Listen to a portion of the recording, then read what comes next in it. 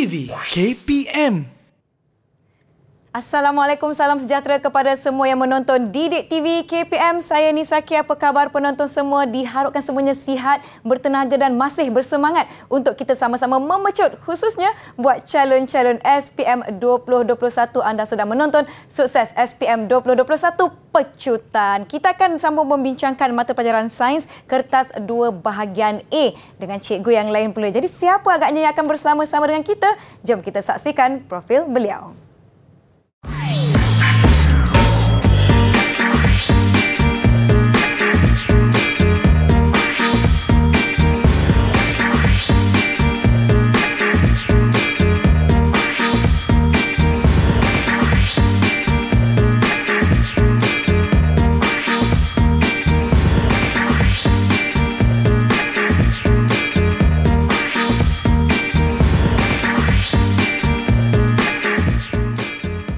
Murid-murid sekalian, bersama-sama dengan kita ada Cikgu Muhammad Raimi Rahim atau mesra disapa Sir Raimi dari SMK Durian Tunggal Melaka. Apa khabar? Khabar baik, alhamdulillah. Nisa apa khabar? Saya sihat, alhamdulillah. Dan saya juga bersemangat. Macam saya pula yang nak ambil SPM 2021. Pastinya kalau Nisa ambil, mesti dapat A+. Oh, saya doakan semoga calon-calon semua dapat A+. Kerana hari ini cikgu, kita nak berkongsi pelbagai teknik, pelbagai panduan. Mungkin cikgu ada tips-tips juga kan untuk murid-murid nanti. Jadi saya pun tak nak buang masa. Saya nak jemput cikgu, mungkin kita nak imbas kembali beberapa aspek bagi calon-calon SPM 2021. Silakan cikgu. Baik, terima kasih Nisa.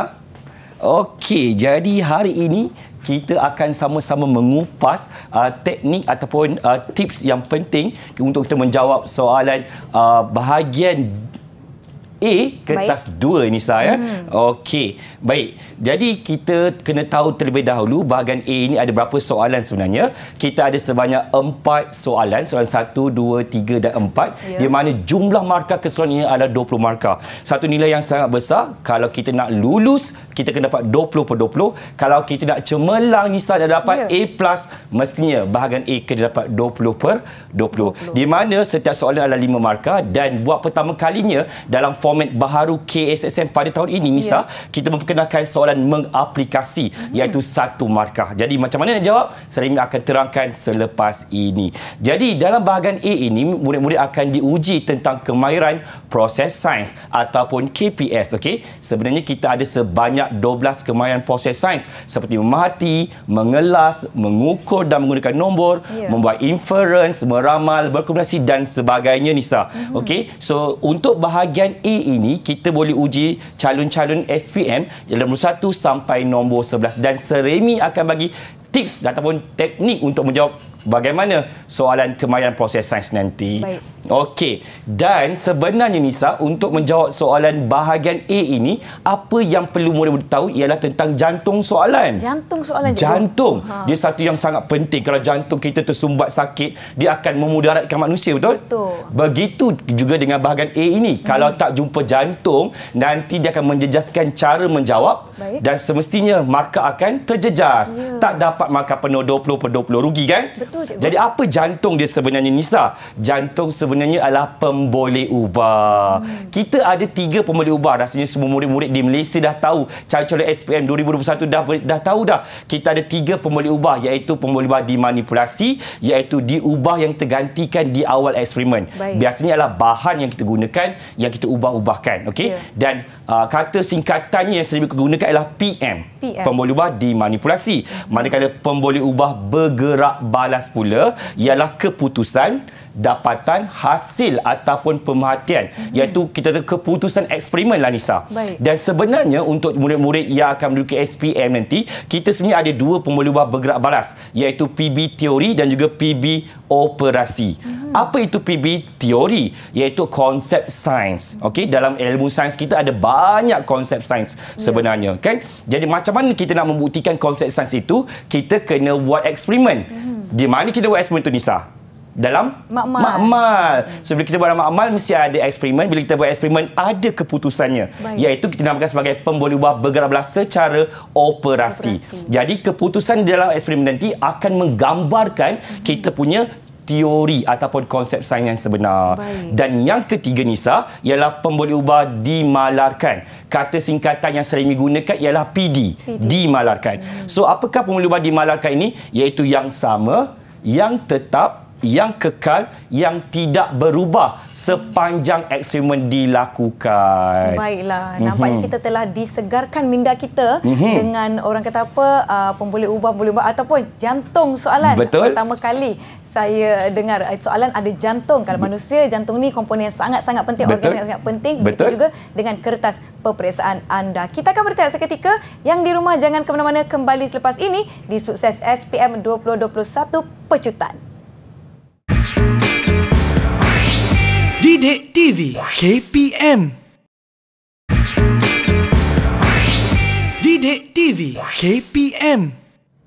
Kembali menonton Sukses SPM 2021 Pecutan bagi mata pelajaran Sains Kertas 2 bahagian A bersama-sama dengan Sir Remy dari SMK Durian Tunggal. Kita tak nak buang masa, kita nak terus pergi ke bahagian seterusnya. Silakan Sir Remy. Baiklah, thank you Nisa. Jadi kita dah tahu kita ada 3 pemboleh ubah dan sebenarnya kita nak tahu pula bagaimana kita nak dapatkan pemboleh ubah itu daripada kertas soalan. Baik. Sebenarnya dah bagi dalam bahagian A ini soalan 1, 2, 3, 4 memang kita dah bekalkan kepada calon ialah pemboleh ubah. So murid-murid ataupun calon-calon SPM ini perlu tahu bagaimanakah untuk mendapatkan pemboleh ubah itu. So bagaimana caranya? Ada 4 cara. Yang pertama ialah daripada graf, jadual, gambar rajah dan juga penyataan soalan. Jadi kita akan kupas satu demi satu Nisa. Baik. Bagaimana nak dapatkan pemboleh ubah daripada 4 cara ini. Kita mulakan daripada graf. Okey Nisa, kita ada 2 paksi, betul? Paksi Y dan juga paksi X. Paksi Y itu kan mencancang ke atas. Kita bayangkan dia adalah huruf B. Okey, dan itu adalah kita punya pemboleh ubah bergerak balas iaitu isi padu gas. Manakala pada paksi X pula kita bayangkan huruf M. So kita bayangkan dia adalah PM. So dia adalah masa. Okey. Alright. Kalau begini pula macam Nisa. Nisa boleh jawab tak soalan ni? Kalau kita tahu di sini adalah paksi Y ialah apa Nisa? Pak Siwai pemboleh ubah manipulasi. Kita bayangkan dia adalah huruf B, Nisa. Huruf B, maaf. Okey, kita bayangkan dia adalah huruf B. So, dia adalah apa, Nisa? Pemboleh ubah bergerak balas. Ya, jadi jawapannya ialah bilangan murid. Betul? Murid. Dan kalau ini kita bayangkan M, so dia adalah ketinggian murid. Jawapan bagi PM. Mudah tak, Nisa? Mudah betul. Ya, okey. Baik, kalau jadual pula sering rasa macam, boleh jadi Yahoo. Kenapa boleh jauh? Sebab mudah sangat tertukar PM dengan PB. Kebiasaannya yang di bahagian kiri ialah kita punya PM, jenis paku. Jawapannya. Kalau pemboleh bergerak balas ialah di sebelah kanan, keadaan paku. Okey, itulah jawapannya. Okey, kadang-kadang dia tulis atas dan bawah, Nisa. Okey, yang atas ialah kita punya PM. Contoh jawapannya adalah kepekatan larutan natrium sulfat. Kalau di bahagian bawah pula ialah kita punya PB. Pandai. So, masa yang diambil untuk tanda X tidak lagi kelihatan. So, murid-murid kita tahu kalau kiri, kanan, atas ataupun bawah ialah kita punya PM ataupun PB. Okey, kita tengok kalau gambar rajah. So, memang akan ada soalan yang melibatkan gambar rajah dalam bahagian A kertas 2 SPM. Jadi, gambar rajah sebenarnya ialah bahan rangsangan untuk membantu calon. Jadi, macam mana ia boleh bantu? Kita kena tahu pemboleh ubah dimanipulasikan terlebih dahulu, iaitu bahan yang berbeza yang kita gunakan. So, kita nampak yang ini adalah logam P dan ini adalah ini adalah sebenarnya adalah logam Q, ya. Alright, logam Q. So, ada 2 bahan yang berbeza. Jadi, kita boleh tulis apa ni, Nisa? PM, cikgu. PM dia adalah jenis logam ataupun subjek sains ialah subjek yang mudah. Calon-calon boleh salin semula. Salin logam P dan juga logam Q. Mudah. Betul, Nisa? Baik. Okey. Bergerak balas macam Serimi terangkan di awal tadi, dia ialah keputusan eksperimen kita. Jadi biasanya dia terletak pada alat pengukur. So alat pengukur dalam gambar ini ialah kita punya biuret. So kita ada apa kat sini? Ialah gas. Dan juga gas juga. Satu sedikit, satu banyak. Jadi keputusannya ialah apa? Gas yang terhasil. So murid-murid kena tambah parameter kat depan gas itu, iaitu isi padu gas yang terhasil. Itulah jawapannya. Okey. Alright. Di Malarkan Nisa pula ialah yang sama. Yang sama. Saya nampak jenis cecair, cikgu. Okey, apa cecairnya? Asid hidroklorik cair. Betul, asid hidroklorik cair. Yang paling mudah kita gunakan isi padu asid hidroklorik cair. Ataupun kita tengok 5 gram dengan 5 gram. Maknanya jisim yang sama. So, jisim logam juga ialah jawapan bagi pembeli ubah di Malarkan. Boleh tak, Nisa? Senang kan? Senang, cikgu. Okey, alright. Yang terakhir daripada pernyataan soalan. Jadi memang soalan 1, 2, 3, 4 memang akan ada pernyataan soalan. Baik. Jadi semasa baca tu kena baca dengan teliti sebab ada dia punya kata kuncinya. Contoh, eksperimen ini dijalankan untuk mengkaji atau menyiasat. So, kata kuncinya adalah mengkaji dan menyiasat. Selepas kita jumpa perkataan mengkaji dan menyiasat, kita akan jumpa PB, kemudian kita jumpa PM. Okey, contoh soalan saya bagi. Okey, saya minta Nisa cuba tentukan PB dan PM. Baik. Eksperimen dijalankan untuk mengkaji. Kata kuncinya ialah mengkaji ketahanan kakisan bagi alloy dan logam tulen. So, Nisa, cuba Nisa bagi tahu saya, apakah pembuluh ubah bergerak balas? PB. Bergerak balas ketahanan kakisan, cikgu. Betul. Selepas mengkaji, kita akan jumpa PB. Ya. Okey, suka Seremi nak terangkan, PB daripada pernyataan soalan ialah PBT ataupun pembuluh ubah balas secara teori. Okey. Manakala alloy dan logam tulen apa, Nisa? PM kita, cikgu. Pandai. PM. Pembuluh ubah dimanipulasi. Okey. So, keyword ni ataupun kata kuncinya ialah mengkaji atau menyiasat. Atau pernyataan soalan juga boleh keluar begini. Eksperimen dijalankan untuk mengkaji atau menyiasat. Kata kuncinya ialah kesan. Kalau kita jumpa perkataan kesan terlebih dahulu, Nisa, kita akan jumpa PM di hadapan. Baik. Dan di belakangnya ialah PB. Contoh soalan ialah, okey, cuba Nisa tentukan. Eksperimen dijalankan untuk mengkaji kesan suhu terhadap pertumbuhan bakteria. Boleh tak Nisa tentukan apakah kita punya PM dengan PB? PM mesti datang selepas kesan, cikgu, iaitu betul. Suhu. Yes, pandai. Suhu kita ialah PM. PB kita pertumbuhan bakteria. Betul. Pertumbuhan bakteria kita ini ialah kita punya PB. Okey. Ataupun yang lebih tepat ialah PBT, iaitu secara teori. Okey. Baik. So, bila kita dah tahu semua jantung soalan daripada graf, daripada jadual, daripada gambar raja, okey, daripada pernyataan soalan, kini kita nak menjawab pula soalan hipotesis. Okey. So, hipotesis ni apa? Dia adalah membina hubungan antara PM dan PB. So, maknanya murid-murid memang kena tahu PM, dia kena tahu PB. Kalau tak ada PM, tak ada PB, automatik jawapan hipotesis ni akan salah. So, bagaimana nak tulis hipotesis? Ada dua cara. Okey, cara yang pertama adalah perkadaran. Sekiranya PM dengan PB tadi boleh diukur. Dia ada nilai, ada nombor 1, 2, 3, 4 boleh dikira. So, kita gunakan secara perkadaran. Iaitu semakin apa PM, semakin apa PB. So, dah ada PM masuk ke dalam formula, dah ada PB masuk dalam formula. Yang apa-apa ini Seremi galakkan murid-murid menggunakan perkataan bertambah atau berkurang. So, yang penting-penting, bertambah atau berkurang sahaja. Okey, kalau perbandingan bagaimana pula? Perbandingan apabila PM ataupun PB kita, ia tidak boleh diukur. Contohnya, Nisa, jenis logam. Boleh tak kita ukur jenis? Tak boleh, cikgu. Tak boleh. Kalau jisim? Boleh. Kalau boleh, gunakan perkadaran. Baik. Kalau tak boleh diukur, gunakan perbandingan. Ataupun pengaratan. Boleh tak kita ukur pengaratan? Tak boleh, cikgu. Ataupun jantina. Boleh tak kita ukur jantina? Tak boleh, cikgu. Tak boleh. So, kita gunakan perbandingan. So, kalau banding, kita kena bandingkan apa? Bandingkan keputusan ataupun PB. So, contohnya, paku besi lebih cepat berkarat. Itu keputusannya. Lebih cepat berkarat. Berbanding paku keluli. So, kena buat ayat perbandingan. Dan suka Seremi nak ingatkan kepada calon-calon SPM 2021, jangan sesekali menggunakan PM mempengaruhi PB. Itu bukan jawapan yang tepat. Okey, boleh Nisa? Boleh, cikgu. Okey, tengok contoh. Cakap-cakap tak guna, Nisa. Kalau tak ada contoh. Betul. So, calon-calon yang sedang menonton sekarang ni pun nak tengok contoh. Okey, so Raja menunjukkan eksperimen dijalankan untuk mengkaji kesan. Lepas dia kesan, awak kena ingat jumpa apa? PM. Pandai. So, di atas inersia. So, inersia kita ni ialah PB. Kita punya PBT. Okey, kedua-dua tim ditolak serentak dari keadaan pegun dengan daya yang sama. Dia bagi jadual, ya Allah, ya Tuanku, mudahnya. So, yang kotak pertama ialah PM, kotak yang kedua ni ialah PB. Okey, Seremi nak bagi tahu kalau dalam jadual kita jumpa PBO. Iaitu secara operasi kan ialah keputusan eksperimen. So, jisim ada nombor, so dia boleh diukur PM. PB dia ada 2, 5, 8 boleh diukur. So kita nak guna apa? Gunakan kaedah perkadaran. So macam mana perkadaran? Semakin apa PM, semakin apa PB. So masuk ke dalam formula kita, jisim tin ialah kita punya PM, PB kita ni adalah masa yang diambil untuk berhenti berayun.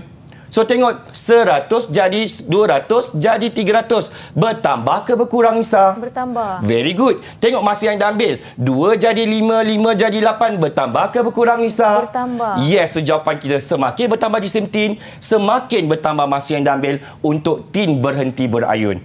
Kalau kita gunakan ini ialah PBO. Kalau kita gunakan PBT, boleh juga Nisa, tak ada masalah. Contohnya semakin bertambah jisim, semakin bertambah inersia. Okey. Lebih mudah. Begitu mudahnya. Okey, kalau perbandingan macam Seremi cakap tadi, kita tak boleh nak ukur. Okey, so dia tak ada nombor. Contoh dia bagi adalah jenis paku ialah kita punya PM. So paku besi, paku keli. So dia bukan nombor. Dia tak boleh dikira. Pengaratan juga tak boleh diukur, tak boleh dikira. Jadi kita tak boleh buat semakin bertambah paku besi, semakin bertambah perkarat. Boleh ke Nisa? Tak boleh. Tak boleh, tak logik. Tak boleh. Jadi kita gunakan perbandingan. So kita bandingkan paku mana mudah berkarat. Contohnya, paku besi lebih cepat berkarat berbanding paku keluli. Tapi Nisa, kalau ada calon yang jawab terbalik. Contoh, paku keluli lebih lambat berkarat daripada paku besi. Boleh ke? Boleh cikgu? Boleh. Nisa pun dah pandai. So pasti murid-murid kat rumah pun mesti tahu juga cara nak tulis jawapan hipotesis secara perbandingan. Okey, ini contoh jawapan yang lain lah. Okey, alright. Seterusnya Nisa, Seremi nak terangkan berkenaan dengan hubungan pula. Nama pun hubungan kan? Membina hubungan. So apakah itu hubungan? Hubungan sebenarnya definisinya adalah lebih kurang macam hipotesis, iaitu membina hubungan antara PM dan PB. Lagi sekali, mesti ada PM, mesti ada PB. Contohnya nak jawab, mesti gunakan perkadaran. Sekali lagi macam hipotesis. So semakin apa PM, semakin apa PB. Yang apa ini dua perkataan sahaja yang sering galakkan. Apa dia Nisa? Bertambah dan berkurang. Very good, pandai Nisa. Okey. So tengok contoh. Okey, jangan gunakan PM mempengaruhi PB. Okey, itu akan ditolak. Okey, sekarang ini adalah contoh soalan. Okey. Contohnya adalah nyatakan hubungan. So memang dalam kertas soalan nanti dia akan secara terus ditulis hubungan. So murid nampak je hubungan, cara nak jawab je mestilah apa Nisa? Perkadaran. Dan dia dah bagi dah antara bilangan koloni bakteria dengan masa. So bilangan koloni bakteria dengan masa ni salah satu adalah PM, satu adalah PB. Okey. Dan sebab Seremi ambil sebahagian je soalan tak ambil penuh. So Seremi bagi tahulah. So masa kita ialah PM. Bilangan koloni bakteria kita ialah PB. So boleh tak Nisa tolong Seremi buat ayat hubungan? Semakin apa PB, semakin apa PM. Semakin bertambah bilangan koloni bakteria. PM dulu Nisa, ingat semakin apa PM? Semakin okey, betul. Semakin bertambah bilangan koloni bakteria. Pandai Nisa. Jadi kita dah ada jawapan yang kita perlu cari. So semakin apa PM? So kita mulakan dengan PM dulu, kemudian kita letak PB. Okey. So yang dekat depan ini sebenarnya kena bergantung kepada set soalan yang sepenuhnya. So Seremi ambil sebahagian saja kan. So contoh jawapannya semakin bertambah masa, semakin bertambah bilangan koloni bakteria. Faham tak Nisa? Faham cikgu. Kalau faham, Seremi nak uji Nisa sekali lagi lah. Okey, macam ini. So nyatakan hubungan. Kalau hubungan saja Nisa, kita gunakan kaedah apa? Perkadaran. Formulanya apa Nisa? Semakin apa? PM. Semakin apa? PB. Okey, Seremi bagi clue kat sini. So paras air ini adalah keputusannya. So ini adalah PB. So yang kita ubah-ubahkan ialah halajah air. So ini adalah PM. Boleh tak Nisa bantu Seremi buat ayat yang penuh? Semakin bertambah halaju air, semakin bertambah paras air. Okey, alright. Sebab kita tak dapat penuh kan? Berkurang, maaf. Okey, alright. Okey, tak apa. Sebab Nisa nak bagi contoh sebenarnya penulisan hubungan. Sebab Seremi ambil sebahagian je. Okey. So ini sebenarnya tajuk prinsip Bernoulli. Prinsip Bernoulli. Bila halaju air bertambah, so semakin berkurang tekanan, okey, menyebabkan kesan paras airnya pun akan berkurang. So contohnya semakin bertambah halaju air, semakin berkurang paras air. Yang apa yang saya nak sampaikan yang dekat atas mestilah PM, Dekat bawah mestilah PB. Mudah tak? Mudah, Sains itu sangat mudah, Nisa. Ya, sebenarnya Nisa tidak mengambil mata pelajaran sains sewaktu peperiksaan SPM dahulu. Ini dahululah, kita muda lagi kan. Tapi saya rasa ini adalah konsep dan juga teknik yang sangat mudah difahami dan diikuti calon-calon SPM 2021 yang akan menduduki kertas peperiksaan sains ini. Kita dah pergi kepada mengenal pasti PM kita, PB kita, mana datang dulu, mana datang kemudian, perkadaran ke, hubungan ke, hipotesis, semua kita dah rangkumkan. Kita akan sambung perbincangan kita selepas ini. Jangan ke mana-mana, kembali di Didik TV KPM. Didik TV KPM. Didik TV KPM. Masih menonton sukses SPM 2021, pecutan bagi mata pelajaran sains kertas 2 bahagian A. Saya harap calon-calon SPM 2021 sudah kembali ke kaca TV masing-masing. Jom cikgu, kita nak teruskan untuk perbincangan kita yang seterusnya. Silakan, betul. cikgu. Terima kasih, Nisa. Jadi kalau tadi kita dah tahu dah cara nak menulis hipotesis dan hubungan, kini kita sambung lagi untuk menulis pemerhatian. Jadi kita nama pemerhatian, jadi kita nampak sebenarnya apa pemerhatian ini, Nisa. So Nisa nampak kita gunakan apa ni, Nisa? Mata dan kantang. Jadi kalau kata pemerhatian mesti menggunakan mata. Maknanya ialah apa yang anda dapat ataupun dapat lihat daripada kertas soalan, itu sahaja jawapan yang kita perlukan. Okey, so jangan bagi abstrak ataupun yang tersirat yang kita tak nampak. So jawapan ialah berdasarkan kita punya keputusan eksperimen ataupun PBO, dan jawapan kita ni adalah kena bergantung kepada bentuk soalan yang akan ditanya. Contohnya adalah secara umum ataupun secara spesifik. Kalau umum kita kena buat secara bandingkan keputusan tadi atau PBO kita tadi, ataupun kalau spesifik kita terangkan perubahan sebelum dan selepas pada gambar yang ditanya sahaja. Okey, contohnya ialah kalau spesifik, contohnya Raja menunjukkan eksperimen untuk mengkaji keterlarutan bahan menggunakan etanol dan minyak kelapa sawit. So kalau kita ingat balik yang saya dah terangkan tadi, selepas perkataan mengkaji kita jumpa PB. Alright, so ini adalah PBT lah secara teorinya.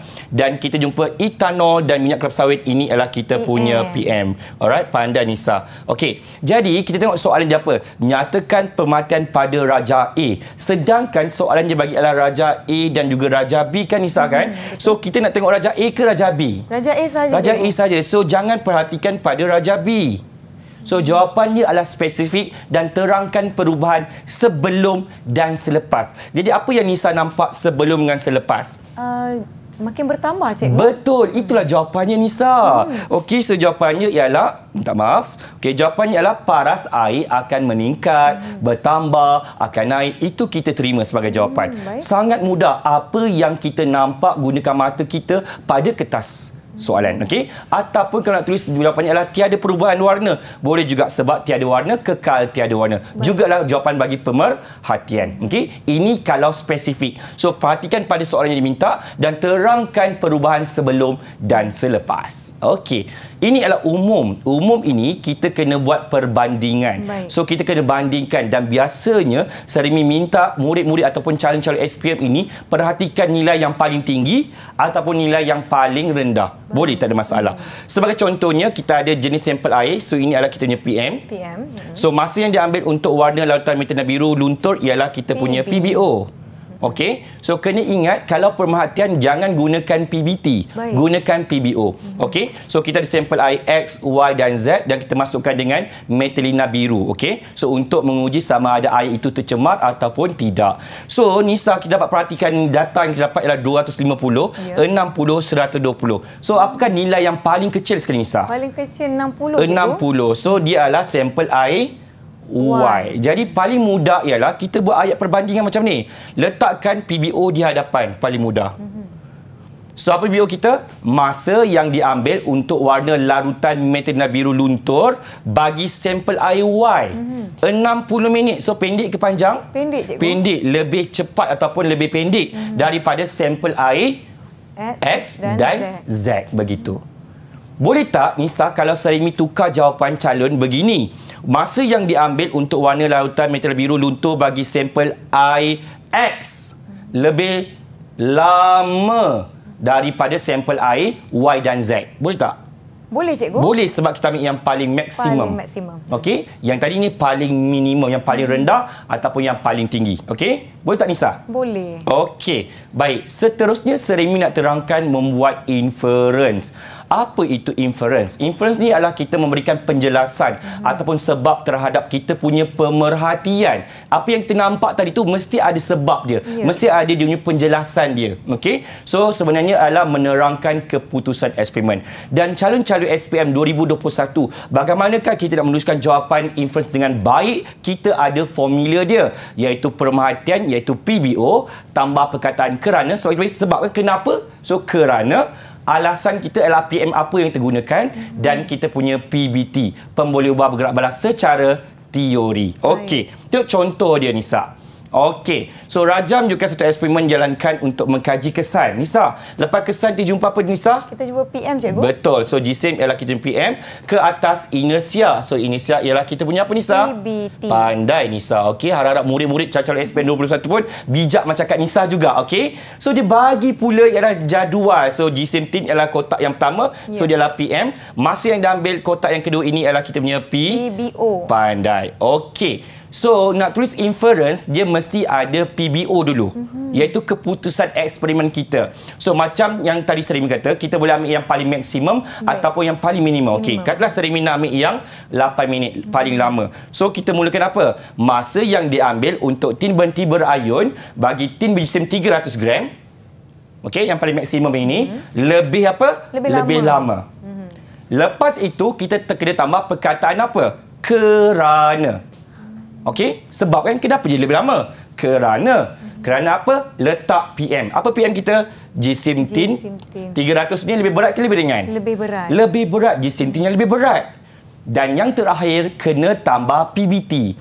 Apa PBT kita dalam soalan ini sebenarnya? Inersia. Inersia. Jadi kalau jisim tin yang lebih berat, so maknanya dia ada inersia yang besar. So jawapan penuh kita ialah masa yang diambil untuk tin berhenti berayun bagi tin 300 gram lebih lama kerana jisim tin yang lebih besar, lebih berat mempunyai inersia yang lebih besar. Boleh tak Nisa? Boleh cikgu. Senang kan? Senang. So kena ingat dia punya formula dia. PBO tambah kerana tambah PM tambah PBT. Okey, kalau Nisa dah faham, kita tengok soalan yang ini pula.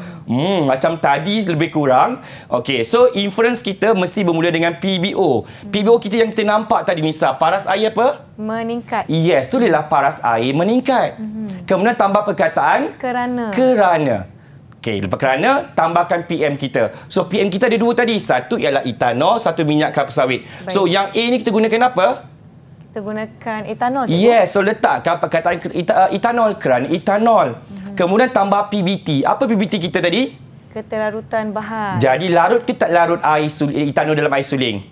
Larut kan? Jadi ialah etanol melarut dalam air suling. Jadi jawapan penuhnya ialah paras air meningkat kerana etanol melarut dalam air suling. Baik. Senang ke senang Nisa? Senang je. Alhamdulillah. Okey, itu ialah inference. Okey. Seterusnya kita nak beralih pula ialah membuat definisi secara operasi ataupun kata singkatannya ialah DSO. Okey, definisi secara operasi. So apakah itu DSO? Iaitu kita kena menerangkan hasil eksperimen ataupun keputusan eksperimen tersebut ditambah pula dengan bagaimanakah operasi mengukur ataupun membuat pemerhatian. Jadi nak terangkan keputusan tadi tu dalam bentuk bagaimanakah cara dilakukan eksperimen ataupun amali tadi tu dalam makmal. Okey. So untuk tulis jawapan DSO, Seremi pun ada formulanya Nisa. Okey, mudah saja. Kita ada 7 langkah menulis kita punya DSO. 7 langkah kena ikut rapat-rapat. Yang pertama, salin soalan, iaitu salin selepas perkataan bagi kita kena salin. Kemudian letak perkataan adalah. Step yang kedua, langkah yang ketiga ialah satu perkataan yang sesuai. Contohnya adalah bahan, proses, keadaan ataupun prinsip. Okey, pilih satu sahaja. Okey, dan suka Seremi ingatkan jangan gunakan perkataan sesuatu. Okey, so memang kita akan tolak. Okey, so yang keempat, tambah ayat yang menyebabkan atau yang menghasilkan. Okey. Langkah yang kelima ialah letakkan PBO, iaitu keputusan eksperimen kita. Yang keenam, letak perkataan apabila, dan yang ketujuh, terangkan operasi ataupun kaedah secara ringkas. Biasanya kaedah ini akan diberi dalam soalan. Baik. Okey, tengok contoh soalan ini. Okey, soalan dia kata apa? Raja melakukan eksperimen untuk mengkaji pengeratan bahan menggunakan paku yang berbeza. Okey, pemerhatian selepas 5 hari dicatat dalam jadual. So, biasalah kita dah tahu ini adalah kita punya PM. So, ini adalah kita punya PBO. Okey. So, soalan tanya apa? Keluli ialah alloy. Keluli ialah alloy. So, kita ada paku besi, kita ada paku keluli. So, kita nak pilih yang mana? Nak tengok. Kita tengok yang paku keluli. Sebab dia dah cakap dah, keluli ialah alloy. So, mesti ada kaitan dengan keluli. So, berdasarkan eksperimen ini, nyatakan definisi secara operasi bagi alloy. Okey, so ada berapa langkah ni, Nisa? Ada 7. 7. Yang pertama ialah salin. So, salin apa? Salin alloy. Alloy. Kemudian tambah perkataan adalah. Kita letak perkataan adalah. Kemudian kita pilih satu perkataan yang sesuai. Contohnya adalah bahan, proses, keadaan ataupun prinsip. So, Nisa rasa alloy ni apa? Bahan ke proses? Bahan, cikgu. Betul. So, dia adalah sejenis bahan. So, alloy adalah bahan. Dah step yang ketiga, langkah yang ketiga. Langkah yang keempat ialah yang menyebabkan. Tambah perkataan yang menyebabkan. Okey, langkah yang kelima ialah kita menerangkan keputusan, iaitu PBO. So, tengok paku keluli, dia berkarat ke tidak berkarat? Tidak berkarat. Tidak berkarat. Pindahkan dekat kita punya kertas jawapan. So, alloy adalah bahan yang menyebabkan paku keluli tidak berkarat. Langkah yang keenam, letak perkataan adalah. Okey, letak perkataan minta saya apabila. Adalah dah letakkan. Yeah. Okey, langkah yang keenam ialah apabila. Dan langkah yang ketujuh, menerangkan eksperimen secara ringkas. So, dia dah bagi dah. Paku keluli ni direndam dekat dalam mana ni, Nisa? Dalam larutan natrium klorida, cikgu. Selama berapa hari, Nisa? 5 hari. 5 hari. Pindahkan semula dalam kertas jawapan anda. So, jawapan kita ialah apabila paku keluli direndam dalam larutan natrium klorida selama 5 hari. Baik. Jadi, satulah lengkap jawapan bagi definisi secara operasi. Okey. Baik. Alright, tu kita 7 langkah kan, Nisa kan? Betul. Okey, tengok contoh yang ini pula, Nisa. Okey, so kita ada Jisim Team sebagai kita punya PM. So, masa yang dah ambil ni ialah kita punya PBO. Soalan tanya ialah, berdasarkan eksperimen ini, nyatakan definisi secara operasi bagi inersia. So, langkah yang pertama apa, Nisa? Letak inersia, cikgu. Betul. Kita salin semula inersia. Langkah yang kedua, letak perkataan Adalah. Adalah, betul. Langkah yang terpilih satu perkataan yang sesuai. Contohnya bahan, proses, keadaan ataupun prinsip. Mana yang lebih sesuai? Prinsip, cikgu. Prinsip tu kalau dia ada melibatkan perkataan prinsip, Nisa. Contoh prinsip Bernoulli ataupun prinsip Archimedes, prinsip Pascal. So, inersia dia tak ada prinsip. Jadi, dia adalah berlaku secara semula jadi. Kalau ia berlaku secara semula jadi macam momentum, tekanan, inersia, kita gunakan perkataan keadaan. Keadaan. Pandai. Baik. So, kita gunakan perkataannya adalah keadaan. Okey. Kemudian langkah yang keempat, letak ayat yang menyebabkan. Okey, langkah yang kelima ialah menerangkan keputusan. Macam kita buat yang tadi, kita ambil yang paling maksimum lah biasanya. So, masa yang diambil untuk tin berhenti berayun lebih lama. Yang 8 minit lebih lama. Okey, itu adalah langkah yang kelima. Langkah yang keenam, kena letak perkataan apa? Apabila. Betul, apabila. Dan langkah yang terakhir, menerangkan bagaimanakah eksperimen ini dilakukan. So, kita gunakan apa? Jisim tin yang mana? Yang lebih 300 besar. Yang lebih besar. So, tim GC 300 boleh, yang lebih besar boleh, tak ada masalah. Nisa diterima, ditolak secara serentak dari keadaan pegun dengan daya yang sama. Mana dapat ni, Nisa, jawapan ni? Dari penyertaan soalan, cikgu? Ya, betul. Dia dah bagi dalam kertas soalan anda. Anda hanya perlu salin semula, letak dekat sini. Jawapan dah lengkap. Satu lagi markah untuk definisi secara operasi. Baik. Mudah tak, Nisa? Mudah, cikgu. Semuanya ada dalam soalan tu sendiri. Ada. Yang penting kita kena tahu dia punya teknik ataupun dia punya kaedah dia. Betul? Baik, betul. Okey, Seremi nak pergi lagi untuk membuat graf. Okey. Biasanya calon-calon SPM 2021, okey, membuat graf ini menyumbang sebanyak 2 markah. Baik. Satunya nilai yang besar lah bagi Seremi kan. Kita kena dapat 20/20. So 2 markah datangnya daripada graf. So kalau soalan cakap ialah melukiskan graf garis ataupun melukiskan graf, dia ada 2 kemungkinan. Sama ada graf garis lurus ataupun garis lengkung. dia memang tak akan bagi dalam kertas soalan. Dia tak beritahu lurus ke lengkung, tak beritahu. Dia kata adalah lukiskan graf saja. So bila murid-murid dah pindahkan titik-titik ataupun plot ni dah pindahkan, so tengok wah luruslah. So bila lurus tolong gunakan pembaris dan gariskanlah. Okey, kalau bila kita plotkan semua awak tengok wah dia melengkung, so jangan gunakan pembaris, so kena gunakan tangan bebas ataupun freehand. Baik. Okey, dan peringatan seremi lah, kita kalau dia tergantung macam itu biarkan ia tergantung, jangan sesekali kita cantumkan dia ke asalan. Jangan sambung. Wah Ima, terlebih sikit pun kita tak nak kita pangkar. So biar betul-betul yang kita plot saja kita cantumkan titik-titiknya. Okey, dan seterusnya ialah membuat carta. Carta dalam sains ni ada dua juga. Kalau satu adalah carta bar, satu adalah histogram. Kalau carta bar ni dia dia jarak-jarak. Kalau histogram dia adalah rapat-rapat. Tu beza dia. Okey? Alright. Dan ini ialah satu formula ringkasan lah daripada Seremi. Kepada semua calon-calon, bolehlah screenshot ataupun snap dekat televisyen anda sekarang ni. Ini adalah ringkasan yang kita belajar hypotesis, hubungan, pemartian, inferen, definisi operasi dan juga membuat graf ataupun carta. Baiklah, Seremi telah membincangkan tentang pemerhatian, inferen serta definisi secara operasi, bagaimana nak menjawab dan bagaimana nak mengenal pasti sebenarnya jawapan tu dah ada dalam soalan itu sendiri. Kan Seremi? Betul. Jadi mudah untuk kita mendapatkan markah tahu teknik yang tepat. Kita akan sambung perbincangan kita bersama-sama dengan calon-calon SPM 2021 selepas ini. Jangan ke mana-mana, kita berehat seketika. Didik TV KPM. Didik TV KPM. Kembali menonton sukses SPM 2021 pecutan bagi mata pelajaran Sains Kertas 2 bahagian A bersama-sama dengan Seremi dari SMK Durian Tunggal Melaka. Kita akan sambung perbincangan kita berkaitan dengan soalan mengaplikasi. Ini baru diperkenalkan buat murid-murid bagi KSSM. Silakan Seremi. Terima kasih Nisa. Okey, seperti yang Nisa dah perkatakan tadi, okey, dalam bahagian A buat pertama kalinya pada tahun 2021 ini kita memperkenalkan soalan mengaplikasi. Jadi kita ada 4 soalan, soalan 1, 2, 3, 4. Jadi kita akan ada 4 soalan aplikasi. Yang akan menyumbang sebenarnya 4 markah penting Nisa kita nak dapat A kan. Jadi kita kena tahu bagaimanakah teknik ataupun tips untuk menjawab soalan mengaplikasi ini. Okey, sebenarnya mudah saja So macam mana kita nak menjawab soalan aplikasi ni? Kita kena memberi penjelasan secara logik, okey, ataupun saintifik yang ada kaitan dengan pembelajaran kita, okey, ataupun tajuk yang kita belajar. So jawapan mestilah berkaitan dengan PBT dan juga PM. Ini punya kata kuncinya. So kebiasaannya Seremi perhatikan jawapan untuk menerangkan aplikasi ini dia ada hubung kait antara PBT dan juga PM. Okey. Alright. So kita tengok contoh soalan yang pertama. Okey, kita tengok sini ada lori, berat ke ringan?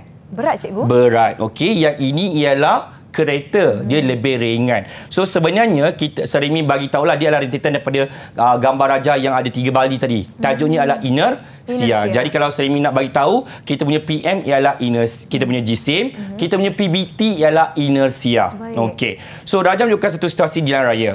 Terangkan mengapa lori tersebut mengambil masa yang lebih panjang untuk mula bergerak, okey, berbanding dengan kereta apabila lampu isyarat bertukar jadi hijau. Kita nampaklah bila nampak je hijau, kita mesti tak nak duduk kat belakang lori sebab lori tergerak lambat sikit kan.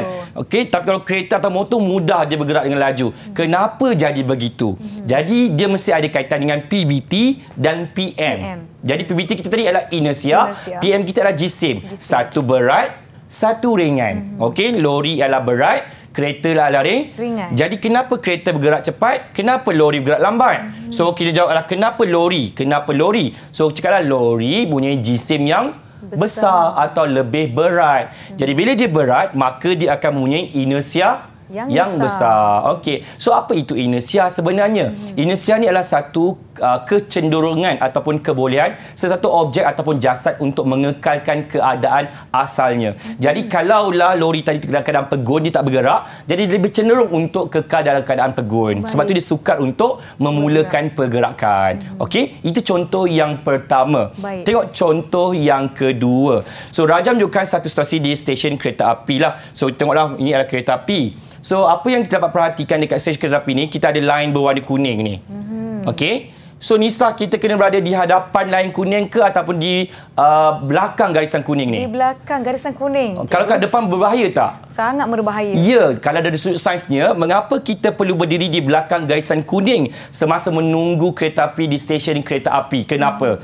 Jadi dia ni sebenarnya adalah tajuk daripada prinsip Bernoulli. Prinsip Bernoulli kata apa? Semakin bertambah laju, semakin berkurang tekanan. Jadi bila kita punya kereta api bergerak dengan laju, Baik. okey, so lajunya tinggi, secara automatik dia akan menghasilkan tekanan yang rendah. Okey, siapa yang cakap? Dalam prinsip Bernoulli. Jadi, kalaulah orang itu ada di depan garisan kuning, dia akan wujud tekanan yang tinggi dan menyebabkan ia akan tertarik ke arah kereta api secara semula jadi. Tak ada orang tolak, tak ada apa ke, memang dia akan tertarik sebab ada wujudnya prinsip Bernoulli ini. Baik. So, jawapan kita ada kaitan dengan PBT, iaitu hal laju dan juga kita punya tekanan. Okey?